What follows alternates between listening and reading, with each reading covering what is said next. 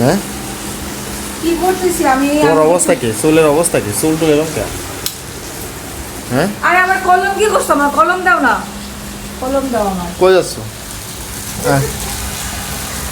আরে হ্যাঁ কেলো আমি বৃষ্টি হচ্ছে, বৃষ্টির মৌসুমে আমি আমি ভাবলাম ডায়েরিতে আমি কিছু লিখবো, তুমি আমার কলম কি করছো? আমার কলম খুঁজে বের করে দাও।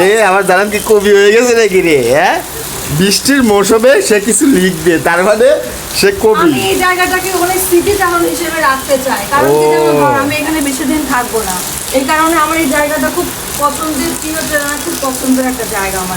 আরে আমি তো কারণ বুঝতে এইখানে পারিনি। যে বৃষ্টিটা, এই যে বৃষ্টিটা না আমার করতে খুব ভালো লাগে। এই যে সিনটা, এই সিনারিটা আমি আর বেশিক্ষণ পাবো না, কারণ আমি বেশি সময় এই বাসাটা আর নাই, আমি নতুন বাসায় যাব, যার কারণে আমার কিছু স্মৃতিচারণ আমি এখানে রাখতে চাই। বুঝতে পারছো? ও আচ্ছা, তার মানে এটা কবিতা হয়ে যাবে নাকি?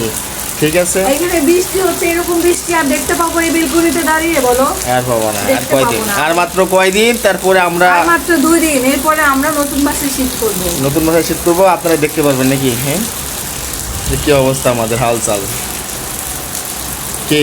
অনেক মিস করবো এই জায়গাগুলোকে, জানো, অনেক মিস করবো এই বারান্দাটাকে। যাই মিস করো ওই কিন্তু পরিস্থিতির স্বীকারোক্তিতে বাসাটাকে চেঞ্জ করতে হচ্ছে, তাছাড়া কোনো কারণ ছিল না। কি বৃষ্টি হচ্ছে আজকে? আজকে বৃষ্টি দেও? হ্যাঁ তো আমাদের জানাতে আপনি জানেন না, তাই এই কিন্তু আসলে কবি বলছেন, বিশাল একজন কবি। কবিতা লিখতে লিখতে সে এবার বই ছাপাতে পারে না, ইনশাল্লাহ সামনে এবার পাইলেও পাইতে পারেন। ঠিক আছে, ও খুব চেষ্টা আছে, একটু বিজি আছে তো এই জন্য। হ্যাঁ তো ওর জন্য সবাই দোয়া করবেন, ঠিক আছে?